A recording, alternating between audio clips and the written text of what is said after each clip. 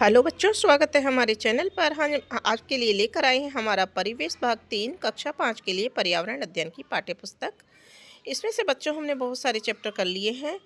देखिए, हम यहाँ पर लिस्ट देख रहे हैं। हमने यहाँ पर अध्याय 14 जिसका नाम है प्राणायाम और शरीर और मन के लिए एक उपहार, ये चैप्टर यहाँ तक हमने कंप्लीट करके अपने चैनल पर डाल दिए हैं।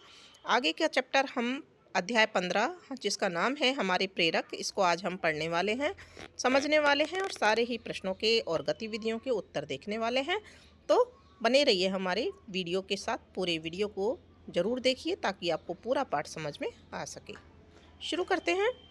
अध्याय नंबर 15 हमारे प्रेरक। बलिदान की गाथा। मानगढ़ धूनी, मानगढ़ पहाड़ी, बांसवाड़ा, राजस्थान। ये यहाँ जगह का नाम दे रखा है। मानगढ़ धूनी मानगढ़ पहाड़ी पर है, जो बांसवाड़ा राजस्थान के अंदर है। सूरज धीरे धीरे पहाड़ियों के पीछे छिप रहा था, लेकिन मानगढ़ की चोटी पर एकत्रित हजारों नर नारियों की आंखों में आशा और विश्वास की लौ जल रही थी। वे गोविंद गुरु के नेतृत्व में अपने अधिकारों के लिए एकजुट हुए थे। पहाड़ी पर चारों ओर गूंजते भवन और मंत्रोच्चारण वातावरण को एक अद्भुत आध्यात्मिक शक्ति से भर रहे थे। अंग्रेजी सेना का हमला। 17 नवंबर 1913 की सुबह में अंग्रेजी सेना ने मानगढ़ पहाड़ी को चारों ओर से घेर लिया। उनके हाथों में बंदूकें थीं और तोपें तनी हुई थी। अंग्रेजों ने चेतावनी दी, पहाड़ी खाली कर दो, नहीं तो परिणाम बुरा होगा। लेकिन मानगढ़ पर एकत्र जनसमूह अपने अधिकारों के लिए अड़िग थे। वे गोविंद गुरु के बताए नियम का पालन कर रहे थे। अन्याय नहीं सहेंगे, न ही हिंसा करेंगे। अंग्रेज अफसर के इशारे पर बंदूकें तन गई और फिर धाएं धाएं धाएं गोलियों की बौछारें होने लगी। पहाड़ी पर खड़े सभी स्तब्ध थे, लेकिन पीछे कोई नहीं हटा। वे भजन गाते रहे और एक दूसरे का हाथ पकड़कर डटे रहे। चारों ओर चीख पुकार मच गई। निर्दोष गोलियों से छलनी होते गए, लेकिन किसी ने भी पहाड़ी नहीं छोड़ी। माताएं अपने बच्चों को सीने से लगाए शहीद हो गई। बुजुर्ग अपनी लाठियों के सहारे खड़े खड़े गिर गए। युवा अपनी मातृभूमि को बचाने के लिए अड़िग रहे। संकल्प और संघर्ष। गुरु गोविंद ने महर्षि दयानंद सरस्वती से प्रेरित होकर अपने अनुयायियों को अहिंसा और आत्मनिर्भरता का संदेश दिया था। वे चाहते थे कि समाज शिक्षा ग्रहण करे, शराब और बुरी आदतों को त्यागे और अपनी संस्कृति को मजबूत करे। लेकिन यह बात अंग्रेजी सरकार और स्थानीय जागीरदारों को स्वीकार नहीं थी। अंग्रेजों ने इसे विद्रोह मान लिया और मानगढ़ पहाड़ी को घेर लिया। कुछ ही घंटों में गोलियां चलने से लगभग 1500 नर नारी वीर गति को प्राप्त हुए। रक्त रंजित हुई मानगढ़ की मिट्टी आज भी इस बलिदान की गवाही देती है। मानगढ़ धूनी आज समाज के लिए एक तीर्थ स्थल बन चुका है। आज भी मानगढ़ पहाड़ी स्वाभिमान और बलिदान की प्रतीक बनी हुई है। यह स्वाभिमान, संस्कृति और आत्मसम्मान की रक्षा के लिए किया गया एक अद्भुत अद्वितीय बलिदान था। यहाँ हर साल हजारों लोग इस महान बलिदान को याद करने आते हैं। अब है जीवन परिचय। क्रांतिकाय गोविंद गुरु। नाम गोविंद गुरु बंजारा। जन्म 20 दिसंबर 1858, बांसिया गांव, डूंगरपुर, राजस्थान। देहावसन यानी कि इनकी मृत्यु हुई 30 अक्टूबर 1931 को। और इनका योगदान क्या था? संप एकता सभा की स्थापना 1883 में, भगत आंदोलन 1890 के दशक में धूनी में, विद्यालय स्थापना, स्वदेशी वस्त्रों का उपयोग, अन्याय के विरोध की प्रेरणा, मानगढ़ बलिदान 17 नवंबर 1913, अंग्रेजों द्वारा हजारों लोगों का नरसंहार जिसे राजस्थान का जलियांवाला बाग कहा जाता है। राष्ट्रीय स्मारक का दर्जा 2022 मानगढ़ धाम को भारत सरकार द्वारा राष्ट्रीय स्मारक घोषित किया गया। उनके सिद्धांत क्या थे? शराब, मांस, चोरी और व्यभिचार से दूर रहना, परिश्रम कर सादा जीवन बिताना, प्रतिदिन स्नान, यज्ञ एवं कीर्तन करना, विद्यालय स्थापित कर बच्चों को शिक्षित करना, अन्याय का विरोध और स्वदेशी वस्तुओं का उपयोग करना। आओ चर्चा करें। अंग्रेजों द्वारा हमला करने पर लोगों ने क्या किया? तो यहाँ हमको 3 प्रश्न दे रखे हैं। उन्होंने अपना बचाव कैसे किया और गोविंद गुरु धूनी के माध्यम से क्या कर रहे थे? तो यहाँ आओ चर्चा में पहला जो प्रश्न है, अंग्रेजों द्वारा हमला करने पर लोगों ने क्या किया? तो उत्तर है, लोगों ने अंग्रेजों का डटकर सामना किया। वे अपने गांव और धर्म की रक्षा के लिए साहस पूर्वक खड़े रहे और अपनी मातृभूमि की रक्षा करते हुए शहीद हो गए। दूसरा है, उन्होंने अपना बचाव कैसे किया? लोगों ने पहाड़ियों पर चढ़कर अपने धनुष बाण, लाठियों और पत्थरों से अंग्रेज सैनिकों का मुकाबला किया। उन्होंने एकजुट होकर आत्मरक्षा के लिए संघर्ष किया। गोविंद गुरु भीलों के माध्यम से क्या कर रहे थे? गोविंद गुरु भीलों में जागरूकता फैला रहे थे। वे उन्हें अहिंसा, आत्मनिर्भरता, शिक्षा और स्वदेश प्रेम का संदेश दे रहे थे। उन्होंने भीलों को संगठित कर उन्हें अधिकारों और आज़ादी के लिए संघर्ष करने की प्रेरणा दी। अब है महर्षि दयानंद सरस्वती और स्वदेशी चेतना। राजस्थान की पहाड़ियों में एक युवा सन्यासी गोविंद गिरी अपने गुरु से शिक्षा प्राप्त कर रहे थे। उनके गुरु थे महर्षि दयानंद सरस्वती, जो वेदों के महान ज्ञाता, समाज सुधारक और भारत में स्वदेशी समर्थक थे।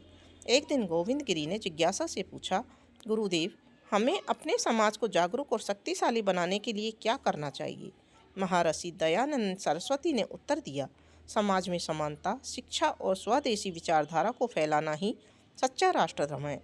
अपने अधिकारों के लिए जागरूक होना, अंधविश्वासों को छोड़ना और अपनी मातृभूमि को शक्तिशाली बनाना हमारा कर्तव्य है। अब है समाज सुधार की अलख। महर्षि दयानंद सरस्वती ने अपने जीवन काल में समाज सुधार के लिए कई कार्य किए। उन्होंने वेदों के ज्ञान के माध्यम से एक निराकार ईश्वर की विचारधारा का समर्थन किया। विभिन्न मत संप्रदायों में व्याप्त चमत्कारों, अंधविश्वासों को दूर करने के लिए सत्यार्थ प्रकाश नामक एक पुस्तक लिखी। ठीक है बच्चों, यहाँ चित्र में भी आप देख सकते हैं। उन्होंने नारी शिक्षा का समर्थन किया और जाति प्रथा के विरुद्ध आवाज़ उठाई। राजस्थान में उन्होंने परोपकारिणी सभा की स्थापना की, जिसके माध्यम से गौरक्षा, समाज सुधार और शिक्षा का प्रचार प्रसार किया। महर्षि दयानंद सरस्वती ने अपने अनुयायियों से कहा, हमें केवल दिखावे में नहीं बल्कि कर्मों में भी श्रेष्ठ बनना चाहिए। अब है क्रांतिकारियों के प्रेरणा स्रोत। महर्षि दयानंद सरस्वती के विचारों से प्रेरित होकर कई क्रांतिकारियों ने स्वदेशी राज्य की नींव रखी। श्यामजी कृष्ण वर्मा ने लंदन में इंडिया हाउस की स्थापना की, जिससे भारत के स्वतंत्रता संग्राम को गति मिली। रामप्रसाद बिस्मिल और भगत सिंह जैसे महान क्रांतिकारियों को भी सशस्त्र क्रांति की प्रेरणा इन्हीं से मिली। भगत सिंह ने एक बार कहा था, महर्षि दयानंद सरस्वती ने हमें सिखाया कि परतंत्रता सबसे बड़ा अभिशाप है, हमें इससे मुक्ति पानी होगी। राजस्थान में उनकी विरासत। राजस्थान में महर्षि दयानंद सरस्वती का प्रभाव अत्यंत व्यापक था। उनकी परोपकारिणी सभा ने समाज सुधार और गौरक्षा के लिए कई कार्य किए। उनके विचारों ने लोगों को आत्मनिर्भर बनने की प्रेरणा दी। अब है आओ चर्चा करें, महर्षि दयानंद सरस्वती ने किन किन महान विभूतियों को प्रेरित किया। तो यहाँ 3 प्रश्न दिए हुए हैं, तो 3 में से पहला प्रश्न हम पहले देख लेते हैं। महर्षि दयानंद सरस्वती ने लोकमान्य बाल गंगाधर तिलक, लाला लाजपत राय, पंडित मदन मोहन मालवीय, गुरु गोविंद गुरु जैसे अनेक स्वतंत्रता सेनानियों और समाज सुधारकों को प्रेरित किया। दूसरा प्रश्न है, महर्षि दयानंद सरस्वती के स्वदेशी विचारों से प्रेरित होकर क्रांतिकारियों ने क्या किया। महर्षि दयानंद सरस्वती के स्वदेशी विचारों से प्रेरित होकर क्रांतिकारियों ने वस्त्रों का बहिष्कार किया, स्वदेशी वस्तुओं का उपयोग बढ़ाया और अंग्रेजों के विरुद्ध आज़ादी की लड़ाई में भाग लिया। प्रश्न नंबर 3 है, राजस्थान में समाज सुधार के लिए उन्होंने कौन कौन से कार्य किए।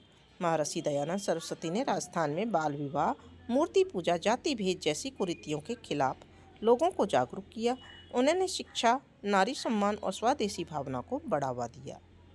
अब है प्रश्न, पता कीजिए, गुरु गोविंद की तरह महर्षि दयानंद सरस्वती की शिक्षाओं से और कौन कौन से स्वतंत्रता सेनानी या क्रांतिकारी प्रेरित हुए। तो उत्तर है, महर्षि दयानंद सरस्वती की शिक्षाओं से प्रेरित प्रमुख स्वतंत्रता सेनानी है लाला लाजपत राय, श्रद्धानंद, गोविंद गुरु, पंडित मदन मोहन मालवीय, बाल गंगाधर तिलक।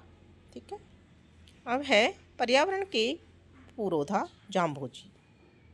जाम्भोजी का जन्म 1451 में राजस्थान के नागौर जिले के पीपासर गांव में हुआ। वे प्रकृति और जीव जंतुओं के प्रति बचपन से ही संवेदनशील थे। मरुस्थलीय परिस्थितियों में पलकर उन्होंने पर्यावरण संरक्षण को अपने जीवन का लक्ष्य बना लिया। सामाजिक कुरीतियों, सांप्रदायिक भेदभाव और अंधविश्वासों से व्यथित होकर उन्होंने समाज सुधार व पर्यावरण रक्षा का संकल्प लिया।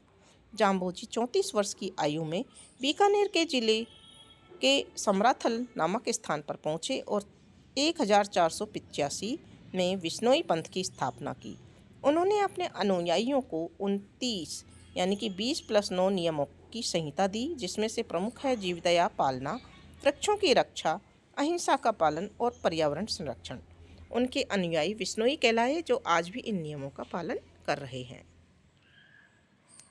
जाम्बोजी ने पर्यावरण सुरक्षा के लिए अनेक प्रयास किए।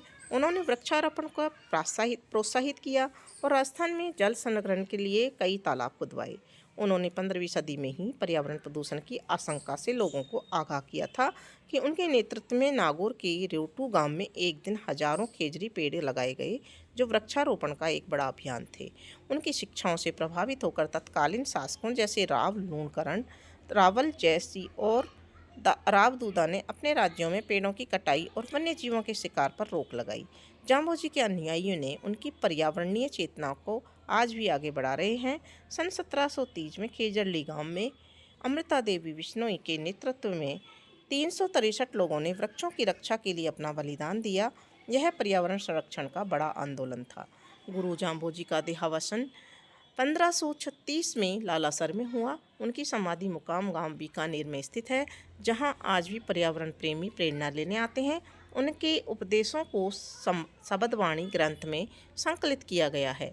जाम्बोजी की शिक्षाएं आज भी पर्यावरण संरक्षण के लिए प्रासंगिक हैं और उनके संदेश हमें प्रकृति के साथ संतुलन बनाए रखने की प्रेरणा देते हैं। अब है चर्चा कीजिए। गुरु जाम्बोजी के अनुयायी वृक्षों की रक्षा क्यों कर रहे हैं? तो यहाँ पर देखिए, इसका उत्तर हम यहाँ नीचे देखते हैं। क्योंकि गुरु जाम्बोजी ने प्रकृति और पर्यावरण की रक्षा का संदेश दिया था। वे मानते थे कि पेड़ पौधे हमारे जीवन का आधार हैं, इसलिए उनकी रक्षा करना आवश्यक है। अगला प्रश्न है, हमें भी अपने आसपास के पेड़ पौधों की देखभाल करनी चाहिए, क्यों और कैसे? क्योंकि पेड़ पौधे हमें ऑक्सीजन, छाया और वर्षा देते हैं। हमें उन्हें पानी देना, कटने से रोकना और नए पौधे लगाने चाहिए। अगला प्रश्न है, जानवरों के साथ कैसा व्यवहार करना चाहिए? उत्तर है, हमें जानवरों के साथ दया, प्रेम और सहानुभूति का व्यवहार करना चाहिए। अगला प्रश्न है, क्या आपने अपने आसपास किसी ऐसे जानवर को देखा है जिसकी रक्षा की जानी चाहिए? तो हाँ, जैसे गाय, कुत्ता, बिल्ली, पक्षी आदि, जिन्हें हम सुरक्षा और भोजन हमको देनी चाहिए। ठीक है। अगला प्रश्न है, क्या आप जानते हैं खेजड़ी गांव क्यों महत्वपूर्ण है? तो उत्तर है, क्योंकि यहाँ के लोगों ने पेड़ों की रक्षा के लिए अपने प्राणों की आहुति दी थी। यह गांव पर्यावरण संरक्षण का प्रतीक है। अगला प्रश्न है, पर्यावरण संरक्षण के लिए ऐसे कौन कौन से स्थान बनाए जा सकते हैं? तो उत्तर है, पार्क, वन, अभ्यारण्य, वृक्षारोपण क्षेत्र आदि बनाए जा सकते हैं। अगला प्रश्न है, क्या आपके गांव या शहर में ऐसे स्थान हैं? तो उत्तर है हाँ, जैसे नगर का बगीचा या गार्डन, नज़दीकी जंगल क्षेत्र। हमारे जयपुर ज़िले में भी बहुत सारे गार्डन हर मोहल्ले में पाए जाते हैं। प्रश्न है, खेजड़ी वृक्ष का क्या महत्व है? तो उत्तर है, खेजड़ी वृक्ष राजस्थान का राज्य वृक्ष है। यह रेगिस्तान में हरा रहता है और पशुओं को चारा, मनुष्यों को छाया व लकड़ी प्रदान करता है। खेजड़ी वृक्ष से हमें क्या क्या लाभ है? यह मिट्टी की उर्वरता बढ़ाता है, चारा, लकड़ी और दवा देता है तथा गर्मी में ठंडी छाया प्रदान करता है। वृक्षों को बचाने के लिए हम क्या क्या कर सकते हैं? नए पौधे लगाना, पुराने पेड़ों की देखभाल करना, पेड़ काटने से रोकना और पर्यावरण के प्रति जागरूक रहना, ये हम कर सकते हैं। ठीक है। अब है गुरु जाम्बोजी का जीवन परिचय। नाम है गुरु जाम्बोजी। सन 1451 पीपासर, नागौर, राजस्थान में जन्म स्थान है इनका। परिचय है, गुरु जाम्बोजी एक महान संत, समाज सुधारक और पर्यावरण संरक्षक थे। उन्होंने बिश्नोई पंथ की स्थापना की और समाज को प्राकृतिक संतुलन बनाए रखने के लिए प्रेरित किया। पर्यावरण संरक्षण में उनका पहला योगदान है वृक्षारोपण एवं वृक्षों की रक्षा का संदेश दिया, जल संरक्षण के महत्व को समझाया, वन्य जीवों की सुरक्षा पर बल दिया, 29 नियमों के माध्यम से समाज को पर्यावरण संरक्षण हेतु प्रेरित किया। प्रमुख पर्यावरणीय नियम कौन कौन से हैं? बिश्नोई पंथ के नियमों से वृक्ष को नहीं काटना, जल को संरक्षित करना, वन्य जीवों की रक्षा करना। अब है खेजड़ली बलिदान। 1730 ईस्वी में अमृता देवी के नेतृत्व में 363 बिश्नोई समाज के लोगों ने खेजड़ी के वृक्षों की रक्षा के लिए अपने प्राण न्यौछावर कर दिए। आज के समय में प्रासंगिकता तो यहाँ पर है, वृक्षारोपण को प्रोत्साहित करें, जल का संयमित उपयोग करें, वन्य जीवों की सुरक्षा करें, गुरु जाम्बोजी की शिक्षाओं को अपने जीवन में अपनाएं। निष्कर्ष है, गुरु जाम्बोजी की शिक्षाएं आज भी अत्यंत प्रासंगिक हैं। उनके विचारों को अपनाकर हम प्रकृति के संतुलन को बनाए रख सकते हैं और पर्यावरण संरक्षण में योगदान दे सकते हैं। ठीक है। इसके बाद में है अभ्यास कार्य। सही विकल्प चुनिए। गुरु जाम्बोजी का जन्म स्थान कौन सा है? तो यहाँ सही उत्तर है पीपासर। ब को हम क्लिक कर देंगे। बिश्नोई समाज के लोग किसके संरक्षण के लिए बलिदान देने के लिए तैयार रहते हैं? तो यहाँ वन्य जीव और पेड़ पौधे दोनों के संरक्षण के लिए, इसलिए और व दोनों सा ऑप्शन यहाँ पर सही हो जाएगा। मिलान कीजिए, स्तंभ अ को स्तंभ ब के सही शब्द से मिलाना है। गुरु गोविंद, सामाजिक जागरूकता, मानगढ़ पहाड़ी, बांसवाड़ा राजस्थान, 17 नवंबर 1913 अंग्रेजी सेना का हमला, वर्ष 2022 मानगढ़ को राष्ट्रीय स्मारक घोषित, गुरु जाम्बोजी पर्यावरण संरक्षण के प्रवर्तक, विश्नोई पंथ 29 नियमों की संहिता और खेजड़ली गांव 363 लोगों का बलिदान। अब है सत्य और असत्य, लिखिए। गुरु गोविंद गुरु ने संप सभा की स्थापना की थी, सत्य। मानगढ़ बलिदान 15 अगस्त 1947 को हुआ, गलत। ठीक है, सत्य लिख देंगे। अंग्रेजों ने भारतीयों को आत्मनिर्भर बनाने के लिए प्रोत्साहित किया, असत्य, तो ये भी गलत है। मानगढ़ पहाड़ी राजस्थान में स्थित है, सत्य। गोविंद गुरु ने लोगों को शराब और बुरी आदतों से दूर रहने की सलाह दी, सत्य। गुरु जाम्बोजी ने मरुस्थलीय परिस्थितियों में जीवन बिताया, सत्य। फिर है विश्नोई पंथ के अनुयायी वन्य जीवों का शिकार करते थे, असत्य, गलत है ये। ठीक है ना, तो यहाँ सत्य लिख देंगे। खेजड़ली का पेड़ राजस्थान में नहीं पाया जाता, ये भी गलत बात है, तो असत्य लिख देंगे। गुरु जाम्बोजी ने जल संरक्षण के लिए तालाब बनवाए, सत्य। गुरु जाम्बोजी के उपदेश आज भी प्रासंगिक हैं, सत्य। अब है रिक्त स्थान भरिए। गोविंद गुरु ने परोपकारिणी सभा की स्थापना की, तो यहाँ परोपकारिणी आ जाएगा। मानगढ़ बलिदान में लगभग 1500 लोग वीरगति को प्राप्त हुए। अंग्रेजों ने 17 नवंबर 1913 को मानगढ़ पहाड़ी पर हमला किया।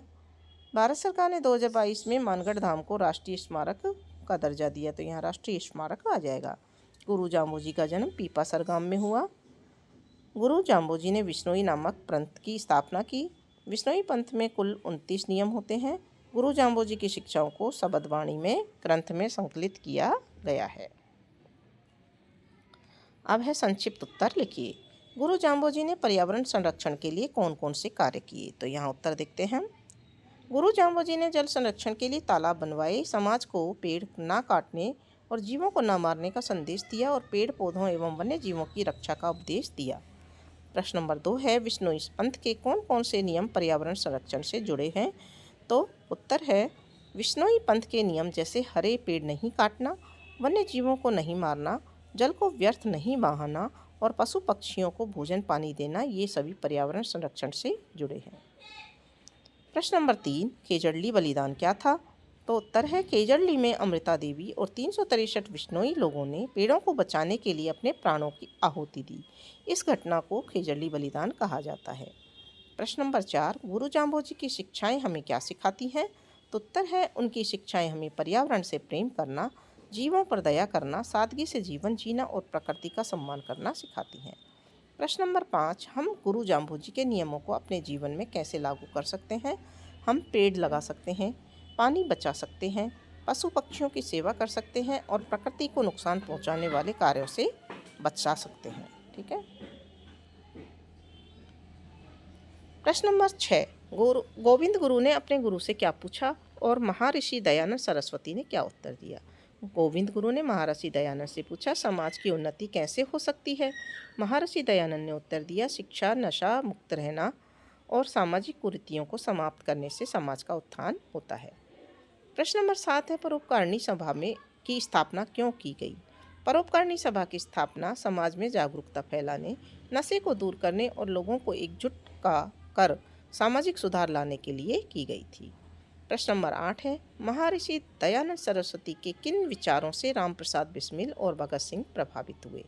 महर्षि दयानंद के स्वदेश प्रेम, सत्य का मार्ग अपनाने और अन्याय के खिलाफ संघर्ष करने के विचारों से रामप्रसाद बिस्मिल और भगत सिंह प्रभावित हुए। प्रश्न नंबर 9 है समाज सुधार के लिए महर्षि दयानंद सरस्वती के 3 प्रमुख कार्यों का वर्णन कीजिए। तो पहला कार्य है आर्य समाज की स्थापना करके शिक्षा और समानता का प्रसार किया। दूसरा है सती प्रथा, बाल विवाह और छुआछूत जैसी कुरीतियों का विरोध किया। और तीसरा नशा मुक्ति और स्वदेशी वस्तुओं के उपयोग का संदेश दिया। अब है स्वयं कीजिए नक्शा कार्य। राजस्थान के नक्शे में मानगढ़ पहाड़ी को चिन्हित कीजिए और आसपास के महत्वपूर्ण स्थलों को दर्शाएं। दूसरा है निबंध लेखन, मालगढ़ बलिदान पर छोटा निबंध लिखिए। तो ये स्वयं करने का कार्य है, लेकिन फिर भी हम आपको बताएंगे इनके सभी के उत्तर। और तीसरा है कोलाज बनाइए। और चौथा है आपातकालीन योजना बनाना। घायल हिरण के लिए उसके बचाव हेतु आप क्या करेंगे, अपनी योजना बताइए। तो यहाँ सबसे पहले हम देखते हैं नक्शा कार्य। राजस्थान के नक्शे में मानगढ़ पहाड़ी को चिन्हित करिए और आसपास के महत्वपूर्ण स्थलों को दर्शाइए। ठीक है ना।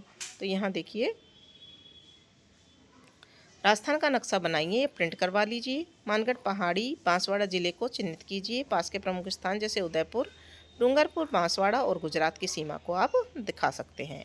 यहाँ हमने आपको नक्शा भी लाया है। इसमें हमने जैसे देखना है बांसवाड़ा ज़िला, तो बांसवाड़ा ज़िला इसमें कहाँ पर है उसको हमको चिन्हित करना चाहिए। ठीक है। तो यहाँ पर देखिए चिन्हित किया गया है, ये बांसवाड़ा ज़िला इधर राजस्थान के नक्शे में यह दे रखा है, यहाँ हमने चिन्ह लगाया है इसका। ठीक है। तो इसको आप चिन्हित कर सकते हैं। और डूंगरपुर, प्रतापगढ़, ससुम्बर, उदयपुर इनको हम दर्शा सकते हैं पास में। फिर है निबंध लेखन। मानगढ़ बलिदान पर छोटा सा एक निबंध लिखना है। तो यहाँ पर देखिए मानगढ़ बलिदान पर छोटा सा निबंध इस प्रकार से है। मानगढ़ पहाड़ी राजस्थान के बांसवाड़ा जिले में स्थित है। यहाँ 17 नवंबर 1913 को गोविंद गुरु के नेतृत्व में भीलों ने अंग्रेजों के अत्याचार के खिलाफ आंदोलन किया। अंग्रेजों ने निहत्थे भीलों पर गोलियों से हमला कर दिया, जिसमें लगभग 1500 लोग शहीद हो गए।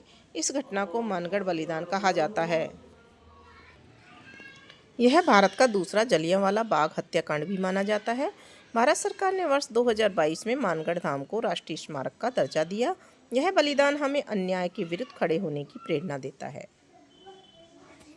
अब है कोलाज बनाइए। विद्यार्थी गुरु जाम्भोजी के पर्यावरणीय योगदान से संबंधित चित्रों का उपयोग करके एक कोलाज बनाइए।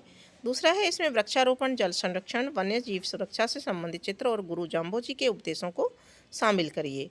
और सामग्री कागज, सुई, धागा, कैंची, गोंद, रंगीन कागज आदि का को उपयोग करना है। तो देखिए ये कोलाज बनाना, यह प्रश्न एक परियोजना कार्य है जिसमें आपको गुरु जाम्भोजी के पर्यावरणीय योगदान पर एक कोलाज बनाना है। परियोजना के मुख्य बिंदु, आवश्यक सामग्री नीचे दी हुई है, इस प्रकार से कर सकते हैं इसका उपयोग। विषय है गुरु जाम्भोजी का पर्यावरणीय योगदान। शामिल चित्र और विवरण, वृक्षारोपण, पेड़ लगाते हुए लोगों का चित्र, जल संरक्षण, तालाब या कुंड का चित्र, वन्य जीवों की सुरक्षा, हिरन, मोर आदि का चित्र, गुरु जाम्भोजी के उपदेश, पेड़ बचाओ, जीवों से प्रेम करो जैसे संदेश लिख सकते हैं। और सामग्री कागज, रंगीन चित्र, कैंची, गोंद, स्केच, पेन आदि काम में ले सकते हैं।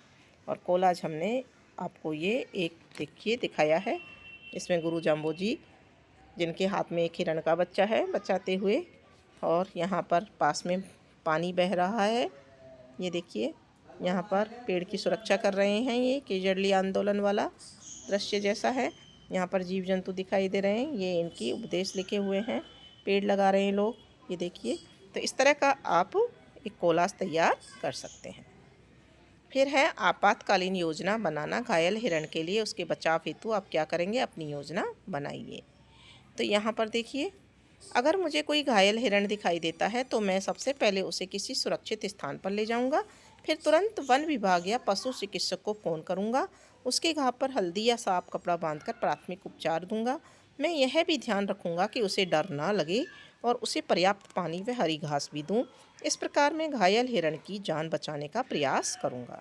तो ये हमारा कार्य था कि घायल हिरण मिल जाएगा तो हम क्या करेंगे, इसका उत्तर भी था। लास्ट में एक नारा दे रखा है, देशभक्तों से ही है देश की शान, हम भारतीयों का है स्वाभिमान, अनेकता में एकता ही है देश की शान, हम भारतीयों का है स्वाभिमान। ठीक है। और इसी के साथ में आपका ये चैप्टर कंप्लीट हो जाता है, पूरा हो जाता है। तो बच्चों आपको समझ में आ गए होंगे सभी प्रश्नों के उत्तर, और साथ ही आपको सभी गतिविधियाँ भी समझ में आ गई होंगी। मिलते रहेंगे अगले वीडियो में, मिलते हैं अगले चैप्टर के साथ। तब तक हमारे चैनल को सब्सक्राइब कीजिए, वीडियो को लाइक कीजिए, कमेंट बॉक्स में एक प्यारा सा कमेंट ज़रूर लिख दीजिए।